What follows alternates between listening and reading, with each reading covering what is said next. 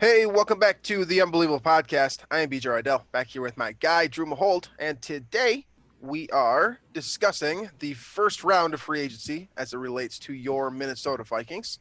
The Vikings did do something after making a number of different restructures and deals and whatnot to get underneath the cap. They were able to make a couple of, I would consider to be pretty impactful moves, or at least signing some bigger names, that is, and bringing cornerback Patrick Peterson from the Cardinals and also bringing in defensive tackle Dalvin Tomlinson from the New York Giants. That's two bigger moves. You also got some other small ones that we're going to touch on as well. The Nick Vigil contract to be another linebacker on this roster hasn't officially gone through, which is interesting in itself, and we'll have to talk about that.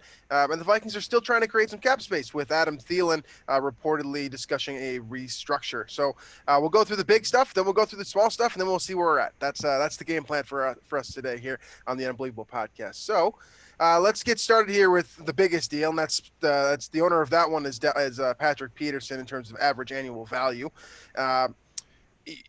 Also probably the biggest name as well. He's not the same player that he was, when he was part of the All-Decades team in the 2010s, but still a very good player. Has hit a couple bumps in the road over the last 2 years, particularly with the suspension, which was unfortunate, especially from a legacy perspective and just kind of a reputation perspective. And then you add to it, last year was not the most ideal year, kind of getting burnt over the top a couple times, which is unlike Patrick Peterson, and just some inconsistency that you really never saw throughout the entirety of his Cardinals career prior to last season. But the good news is the Vikings get him at a discount. And they get a player here that definitely has a lot of qualities that can make this roster and this team as a whole a lot better. Yeah, I think you saw in the, today, Monday, was sort of his introductory press conference as a member of the Minnesota Vikings. And you could tell there's benefits to both sides, right? And so I think the way Peterson saw was, here's a way for me to sort of extend my career, as he mentioned the success Terrence Newman had well into his 30s and near 40s, actually, during his time with the Vikings there, 2015, 2016. And I think Peterson's trying to match that. Now, Peterson's, I believe, just over 30, right? So he's not quite the age that Newman was at that time. But he's said in his press conference he wants to play 6 more years in this league. So, and he thinks Zimmer has the ability to kind of give him that longevity. But also, there's an aspect for the Vikings that I think can't go overlooked, and that's just simply having a guy like Peterson's been around for a decade and knows, what it takes to play cornerback in the NFL, and having that presence in the locker room with your Cameron Dantzlers, Jeff Gladney's, your Mike Hughes type players. So there's clearly benefits to both sides here. And, in terms of where the Vikings stand, I think it's clear that I still think the Vikings should, be on the rebuild side. But clearly the Vikings front office management does not think that. So, and it's clear the defense is the issue currently with the way the team is constructed, what needs to improve. And so getting a player that has star qualities of him, maybe a little bit past his prime, but certainly can improve the way the position was played last year for Minnesota. Definitely a good signing there. And you could do a lot worse than $9 million for Patrick Peterson.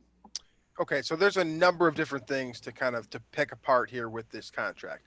For one, you brought up the idea of what makes Zimmer valuable as a recruiting tool, which I think is super interesting. That was my favorite quote from the press conference. He also mentioned Deion Sanders and Jonathan Joseph as well. Zimmer does kind of have that quality to him where he's prolonging these cornerbacks' careers. So that's one thing I want to discuss. The second piece here is this is an interesting move because it's a win now move, right? You're trying to milk the rest of Patrick Peterson out to win. And as you stated, the Vikings are in an interesting position where you could go either way. We also saw the article drop recently in The Athletic that the Wilfs confirming exactly what you said, basically, that the Vikings are more about sustainability and kind of slow growth as opposed to tearing the whole thing down and resetting from the bottom. So that's another interesting piece because this is definitely a win now move to bring in Patrick Peterson. And then the last piece of it is just what type of advantages this guy brings to the table outside of just the fact that he's a cornerback. I'll grab from the low hanging fruit. he's a Terrence Newman type character in terms of, I mean, if you watch his introductory press conference, he clearly has, a very good grip of the English language and is very charismatic and able to speak well. He's smart. He's as good as they get in terms of watching film. I mean, there's a lot to like about what this guy just brings in terms of him walking around the building. But again, that's a win now move, but that also has, potential longevity too, as well. When you think about the impact that a guy like that can have on younger cornerbacks, which again, we have seen in the past with Terrence Newman and the effect that he had on guys like Xavier Rhodes, Trey Waynes, Mackenzie Alexander, etc. So there's a lot to pick from here. So it's dealer's choice. What do you want to talk about first? Well, so there's a couple things. So I it's concerning, right? The drop off that you sort of saw from Peterson 2019 and 2020, in Arizona. So like, there's reason for concern because, when you're paying $10 million, like you want to get a reliable player. And I guess on the pace, I suppose, right? If the decline continues, it might not be worth it. But, there's the other side of things where the, veteran leadership type thing, the teaching aspect that we can't really quantify should also be thought about there. But then the other thing too is, so, a couple of ways to look at things is one, last year, from what I understand, Peterson was still mostly shadowing players. And you're not given that responsibility unless you're still a darn good player. But the other, on top of that, I believe I saw Luke Braun. He's, Locked On Vikings podcast, zone coverage, yada, yada, yada. He's one of your premier Vikings content people out there. And he noted that Peterson has given up, or last year gave up 4 of his 5 touchdowns from the slot last year. So interesting that maybe, you don't want this guy maybe shadowing across the field, kind of keep him on one side. So there's a couple ways to look at this. We have yet to see exactly how he'll be used, what type of assignment he'll draw. But I think it's, on one hand, the decline is worth noting, but at the same time, he's still been dealing with premier receivers week in and week out during his entire career. So he comes very prepared, and he's dealt with all of these receivers before. And it'll be fun to see how Zimmer really deals with things when you got Devontae Adams in your division. So Patrick Peterson, when you run 4.3, which is what his 40-yard dash was, by the way, when you lose a step, it's a little bit more noticeable, right? The drop-off also may seem a lot more significant than it really is. Like, is this a guy that is going to be a top 2 cornerback in the NFL? Probably not anymore. I think he's past that point.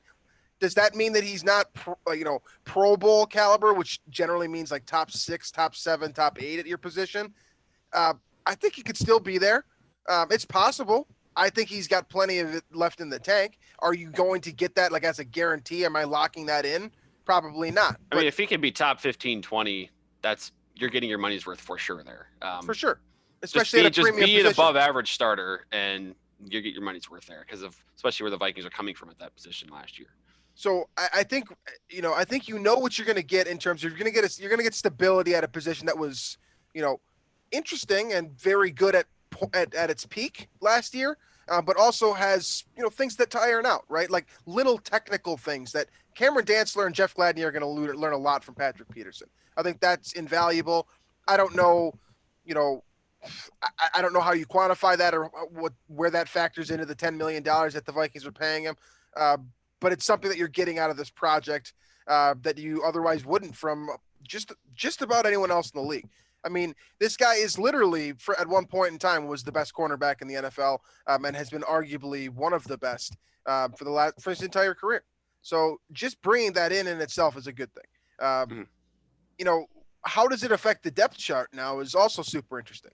You have Gladney, you have Dantzler. You've been, trying to kind of, keep Gladney in the slot and have Dantzler be your Xavier Rhodes on the outside. Where does Patrick Peterson fit in that? I mean, you just mentioned it. He's been shadowing his entire career. At the same time, could he benefit from being, just sticking opposite Cameron Dantzler and having Jeff Gladney as your slot guy, Mike Hughes as your breather guy if he's healthy? I mean, also, how does this affect his career, by the way? Mike Hughes is entering a contract year. I mean, this is just this throws cornerback for a loop a little bit. Yeah. I mean, I just think Mike Zimmer is sick of what's been happening at cornerback position the last couple of years. And he's trying to he's kind of searching for that, trying to give that fountain of youth to somebody that clearly has elite potential and has shown it before. But, trying to kind of dig that back out in his own defensive scheme there. So I don't anticipate him shadowing. The Vikings haven't done a ton of that. Xavier Rhodes did it maybe against some premier receivers, but in his prime, but haven't done a ton of that lately. And I wouldn't expect that to be the case this year, especially if you're trying to develop Dantzler and Gladney there. So I wouldn't anticipate that, but again, we'll see. And I'm sure Zimmer's cooking some stuff up here as well, given that we'll talk about that more with the Delvin Tomlinson signing too, but how that could affect the back end as well. Okay, so then the last piece here is just the recruiting piece here, right? We make fun of Minnesota all the time, and we make fun of Mike Zimmer all the time for not being optimal destinations, not right. Like Minnesota, the winter is just the ultimate detractor, right? Especially for a lot of guys that are used to southern weather. Mike Zimmer we make fun of him for being outdated, for running a run-first offense, for not, really diving into analytics as much as maybe he should, et cetera, et cetera. And yet Patrick Peterson's agent comes up to Rick Spielman, according to the press conference, and literally says to him, hey, would you like Patrick Peterson? Like, where did this come from? I didn't think that Patrick Peterson would ever end up in Minnesota. This is a Madden thing to put him in a Vikings jersey. Yeah, it is. It's interesting because I think, we as fans, followers of the team, I think anybody is like this about their team. You could ask any team or any fan of a certain team, and they're going to say they're going to focus more on the things that their head coach could do better. That's just, I think, the way it is. Right. And we as Vikings fans have noticed, with Zimmer in particular, it's an offensive thing where, he kind of lives in the old school in terms of the offense. But it seems like around the league, both whether it's in executives, coaching staffs, and players, there seems to be a pretty good level of respect for Mike Zimmer as someone who can coach defenses, scheme up defenses, and develop defensive backs still. I think especially you saw that his first few years in Minnesota, right? You saw kind of the star power emerge that was Xavier Rhodes. Harrison Smith has been elite this whole time. And so I think, when you're Patrick Peterson and you're trying to sort of, I don't want to say revive your career, but kind of extend your career as long as possible. That would be one of the top options. And, outside of those things, the things that I kind of think about too is, and I don't know how much this is on a player's mind, but like, income tax in Minnesota, and of course the weather and things like that. Like, maybe this doesn't register to some players. I don't know, but Patrick Peterson is going from Arizona, right, to Minneapolis. It's supposed to be the opposite. Very different. It's a very different climate, and the income tax thing as well. Like who knows? But hey, kudos to Zimmer. The level of respect he's kind of earned from peers throughout the league, and it seems to be working. And so I think that signing it's a good look on Mike Zimmer to me, I think. So I like kind of the accolade, right? Like the resume booster for Zimmer. Like if you think about Madden, you know how you can develop your coach's like ability to recruit players, and like it gives you an edge in negotiations or whatever. Mike Zimmer just got the badge where like you're really good at recruiting age 30 cornerbacks because you have a resume, but you have been able to prove on your resume. He got like the first level of it when he got Newman, and then he improved on exactly. the next level of it. So I love that from Mike Zimmer. I'm with you. I think that speaks volumes to his career and what people around the league think about him. If arguably the best cornerback of the last 10 years sees him as such. So all right, let's move on from Peterson to Delvin Tomlinson first, and then we still got Anthony Harris to cover and a couple of other things too. Dalvin Tomlinson is an interesting signing, and it was the first signing as well. The Patrick Peterson was definitely a polarizing signing in that people, there's the rebuild side versus the win now side, and they're going to fight just inherently. The Dalvin Tomlinson one is interesting on a number of levels, not just that one, because it is a win now move, especially paying that much money to, a position that we know Zimmer values. But it's also interesting because it kind of goes against scheme. At least from what we have seen from Mike Zimmer, it's typically been a fat guy next to a skinny guy, and that's your defensive tackle combination. The Pat Williams, Kevin Williams type wall of players where you've got one dude that's going to rush the passer at the 3 technique spot and one guy who's going to take on 2 blockers and be your major clogger up the middle, maybe register 1 or 2 sacks an entire year. Dalvin Tomlinson looks like Linval Joseph, and he also comes from the New York Giants organization. and you put him next to Michael Pierce, who will be returning, or I guess playing his first year in Minnesota, and you've got a monster load in front of you. I think that's about, well, I think I saw something like 630 pounds or 650 pounds or something like that between them, if not more. That goes against the grain a little bit, and it opens you up for different alignments, different styles, things you can do on the back end as well. It's just a different thing. It's new. Yeah. What do you think about it? So there's a lot of things here to kind of cover.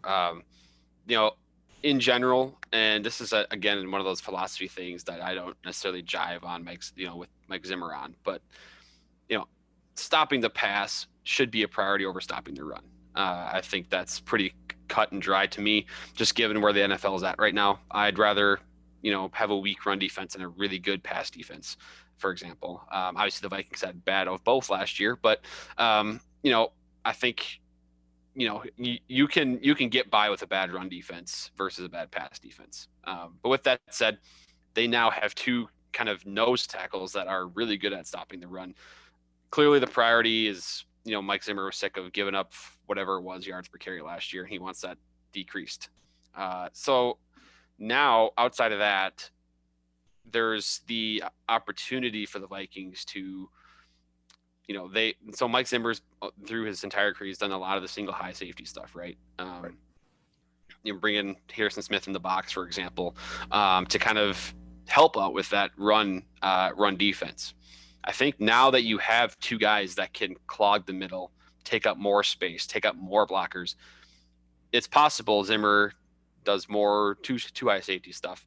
Another thing that Luke Braun wrote about kind of in depth, and it allows you to play the pass more as long as those two guys do their jobs and what they have been doing their whole career up there at nose tackle. And so you can kind of drop back a little bit more in pass coverage while not really sacrificing your run defense too much there. So just a couple of ideas there, I think, what they're going for. And the other thing too is who knows how much they'll be on the field at the same time either. So it could be a rotational thing to always make sure you have a run clogger on the field. A lot of different ways to go here. But I mean, I don't hate them because I would have rather gone, for example, a pass rusher to use this money instead of a, $10+ million a year for a run clogger. But I get where they're going. I just think now you got to get a pass rusher to complement all that, and then you'll see some more substantial results. So a couple things. First of all, just Delvin Tomlinson as a player, right?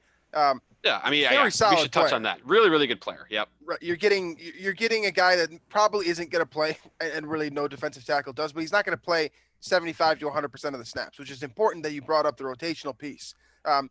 This guy isn't replacing Shamar Stephen, but he is taking his spot on the roster, right? You can use him in multiple different ways. I think he gives you a little bit more in terms of pass rushing than Michael Pierce would, so he's more suited to that 3 technique spot. But you're right. I mean, he is a nose tackle.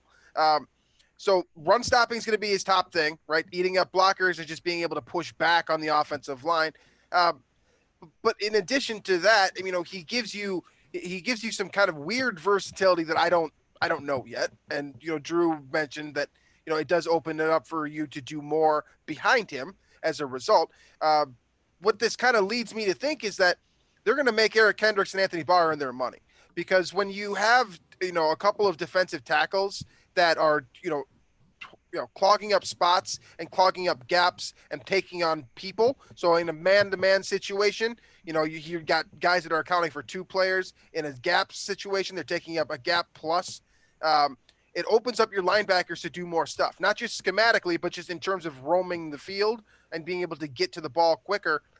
This is, in theory, what having 2, huge people clogging the lane is going to do for you. It's going to give you the opportunity to maximize the potential of Anthony Barr, Eric Kendricks individually, as well as how they can play together and how their chemistry can really, on the field can make a difference at that second level of the Vikings defense. Right. I'm very curious about what happens on passing downs because, like I said, what was Pierce's contract, like 3 for 27 or something like that, and now they've got Tomlinson 2 for 22. So that's a lot of your salary cap to be invested into just nose tackle. And so I'm curious to see what exactly the plan is in terms of downs played, if they're going to keep these guys on the field for passing downs. or if they're going to exclusively both be run situation guys, how that's going to work, because I'm not really on board with all of that cap being allocated to the nose tackle position, given where the NFL is at in 2021. So pass heavy, things like that. But, maybe Zimmer's got something up his sleeve. And like I mentioned, maybe that too high look is kind of where he's going here, to maybe drop Harrison Smith back a little bit more and kind of out of the box. We'll see. It's interesting. They're certainly a good player, like a Dalvin Tomlinson, the player, kind of individually really good football player. It's just interesting that they're doing this now after they're already getting a nose tackle back. One of the best, honestly, in 2019 was Michael Pierce. Getting him back, and then you had another one on top of that. Right. There's got to be an interesting trick up Zimmer's sleeve here, and I'm curious to see what that is. Yeah, absolutely. This is interesting because, it affects Patrick Peterson, that signing as well. Given the fact that, you build up front so that your back end doesn't necessarily have to hold for as long. So it affects, the way that you use Patrick Peterson and how he's implemented into your roster. So both of these players here are affecting your defense in different ways, but they're also kind of combining together to, formulate some type of new strength that it kind of remains to be seen what the Vikings are going to do. Because I know Patrick Peterson answered in the press conference that he's going to be a cornerback, but that safety spot, which we're going to get to in a couple short seconds here, is now vacated by Anthony Harris. So Patrick Peterson would slide in real nicely there, especially in just, maybe particular sets or specific formations when you've got Mike Hughes as well. You can move him around to not just nickel and outside corner, but potentially safety as well. And, how you're holding up front is going to play a huge role in how you have to play in the back. I mean, maybe now this becomes more of a 4-3 team again. Maybe the Vikings truly move back into that base formation. Or maybe this is, going to extend it further and they're going to be a 4-2-5 primarily, and you're going to see that nickel cornerback pop up even more, or potentially, a different variation of, an extra safety or something else. These two signings are interesting and they kind of complicate things, but it also opens you up for, new schemes, new designs, and potentially moving more progressively towards, a 2021 defense and get them back to where Mike Zimmer had been prior to last season. So those two being kind of, we could talk about both those guys for a long time here, but for the sake of time, let's move on here to Anthony Harris, who made the interesting decision and a somewhat baffling decision as well. Because not in the sense that, Anthony Harris did what he needed to do. He went out and signed a 1-year, $5 million contract with the Philadelphia Eagles. It's baffling in the sense that I know everyone's immediate reaction is, why didn't the Vikings just match that? Or why didn't they how did they not find a way to get that money? Why did he choose the Eagles, a team that this organization hates, and also a team that blew him out of the water in the NFC Championship? There's a lot of questions here. And as a whole, it sucks to see a guy like that leave too, when just last year we were thinking long-term deal for him. Right. And I'm mostly just concerned about how the Vikings didn't match him, get $5 million. Come on. Or at least, I guess if it took exceeding $5 million, then so be it. Give him $6 million. I'm curious about that and what's in store for kind of the rest of free agency here.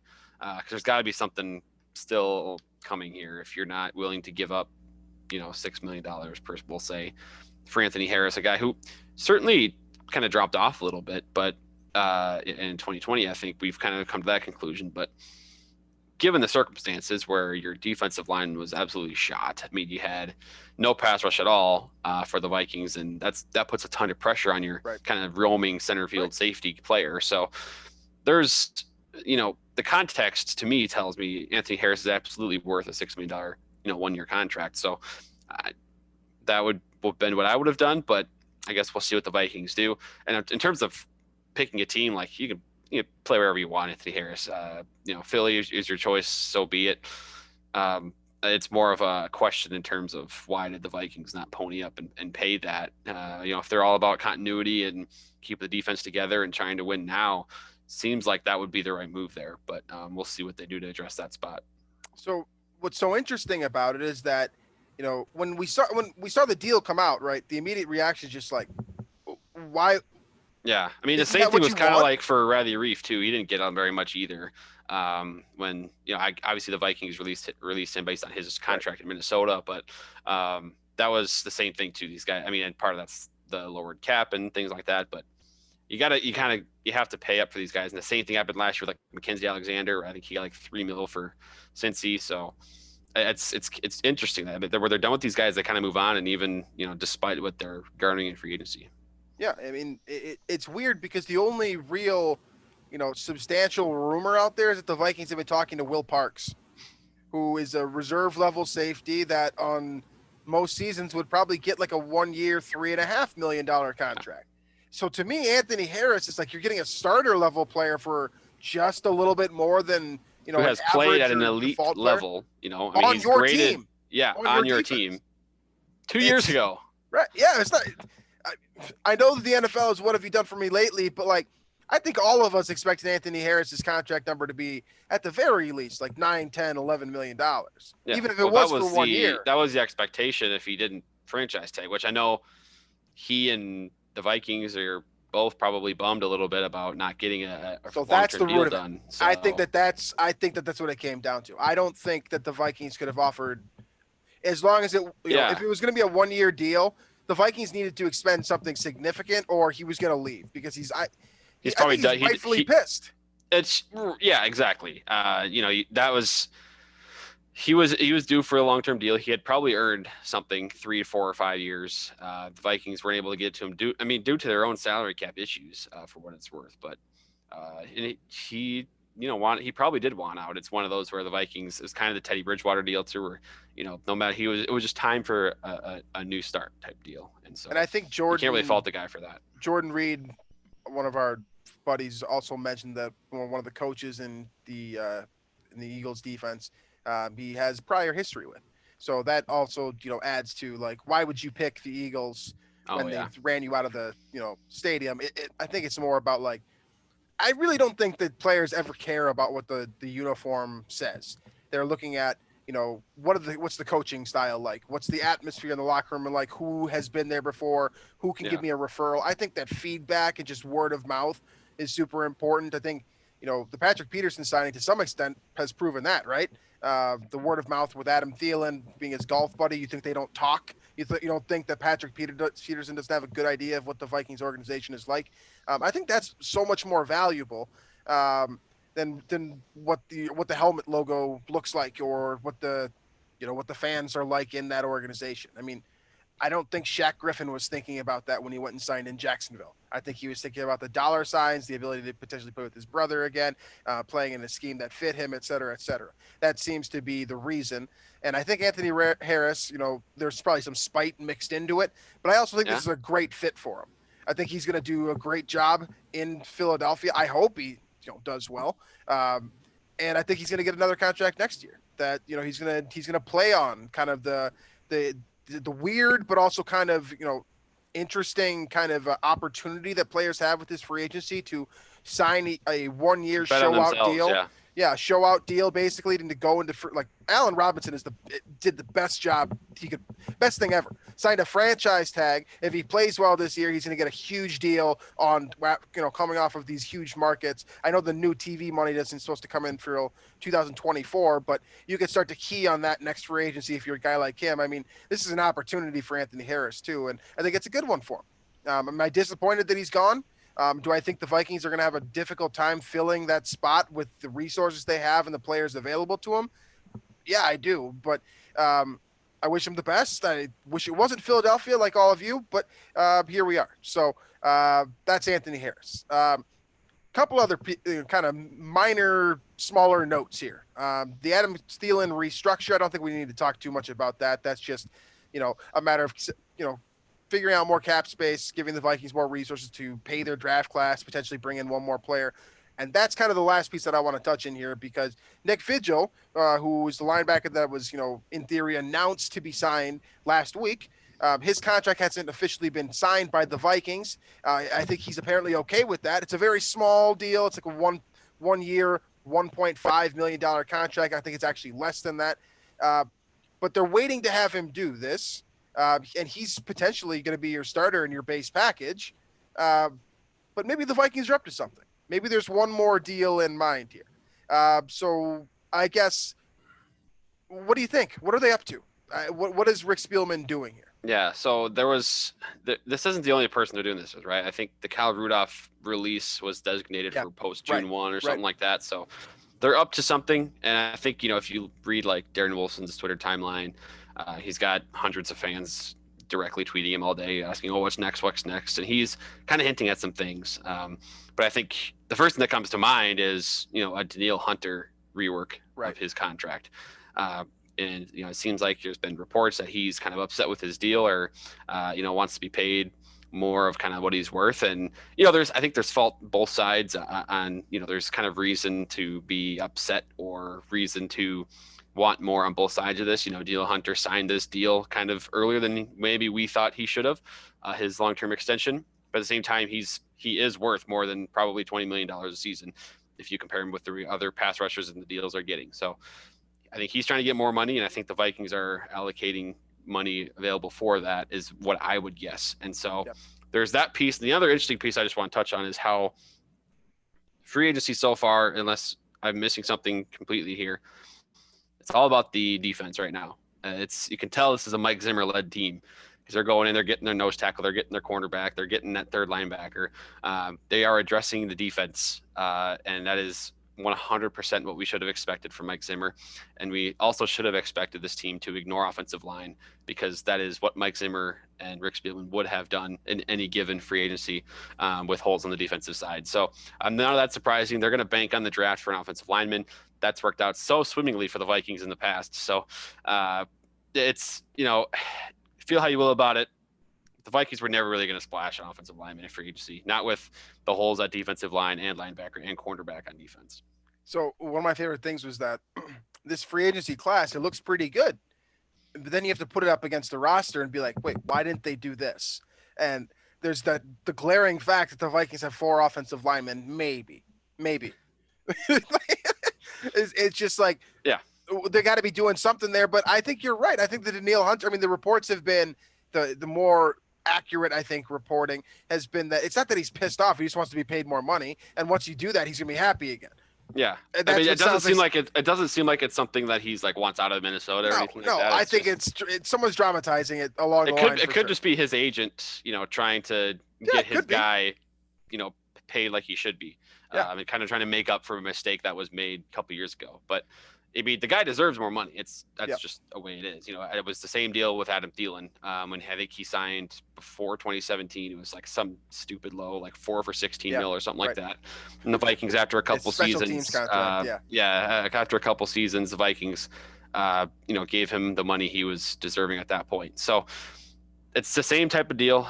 I'm sure Hunt will get his money, but I'm sure the Vikings are just kind of working things on the cap side of things to make it work. Yeah, I think they're retooling for that final thing, and I think they might sign like one more like safety. I think it will be a guy like Will Parks where you're signing him for 1 year, 1.5. Not someone that's going to be, a guy that you can pencil in as your opening day starter, but probably draft someone, probably move some pieces around, et cetera, et cetera. The last thing before we finish out here, the Vikings lost something last week, and while it may seem very minor, I know that it wounded Rick Spielman to his core. The NFL took away a 7th-round pick from the Vikings last week. Okay, this was something that the Vikings. I love how you're talking. You're talking like this is like we're mourning a 7th-round pick right now. Yeah, this is forensic files now. Anyways, the Vikings lost the 7th-round pick as a result of a salary cap issue with a practice squad player, which is hilarious in itself. And the pick itself, of course, everyone's instant reaction is, well, 7th-round picks don't matter. They never pan out. Like, even if you're lucky, you get like a spot starter, a rotational guy for like 2 or 3 years. Yes, and yes again. But this is Rick Spielman. This killed him. This crushed him. Yeah. He had to forfeit. He wasn't even going to come out with a statement. And then he backtracked later on and was like, we accept this. That was it. It's the funny thing is the Vikings still have the most picks in this draft, even after having one taken away. So it's just classic Rick Spielman to have, like, he's preparing for this event, right? That he's not just building up a bunch of 7th round picks to have the most draft picks, but he's also preparing for the event that one gets taken away, right? And he can still have the most picks in the draft. So that's Spielman. Every single year it happens. He'll probably do the same thing this year to get himself loaded up for the 2022 draft. Yeah, I think whether you like it or not, we've come to expect that from Spielman every single year. It's moving all around the draft board. It's, you see the Vikings probably 2nd or 3rd coming up on the ticker when you're watching the draft, and then it says traded about 90% of the time, and they move somewhere else in the draft. So it is what it is. I don't know. I have nothing else to add, because that pick probably, like you said, at 99% of the time you're not getting anything worthy out of it. I just love that it just emotionally wounded Rick Spielman. Like, he's going to be mad about this and do something about it in the draft, which is he's good. Going to trade down 3 times to get that 7th round pick back. Which is also a perfect segue into what we'll be doing probably for the next month or so on this show. And that is that, I know free agency is never really over, but we've kind of set the tone there now. The Vikings don't have a whole lot of resources left to do anything. We'll follow along with any updates that happen, but we'll start shifting our gears more into draft mode now and taking a look at the holes the Vikings still need to fill. The obvious one we already discussed, offensive line, but there's some other things too. Maybe another wide receiver. What do the Vikings do in their position without a 2nd round pick? Will the Vikings potentially move down to get more top 100 picks? There's a lot of question marks there, and we'll try to do our best to have some fun answering them. Not necessarily correctly, but to the best of our ability. So that's the game plan for the foreseeable future here. As always, you can find us on Daily Norseman as well as the Climbing the Pocket Network. Make sure to check out the rest of our team on there. They're doing live shows, a lot of draft work, and a lot of fun discussion with your favorite bloggers and reporters and whatnot. So make sure to check that out. Find us on iTunes, Stitcher, Google Play, Spotify, wherever else you listen to your podcasts. And you can watch us on YouTube too, if you prefer that method of listening or viewing your podcast. So thanks as always for listening to us, folks, and we will catch you guys next week.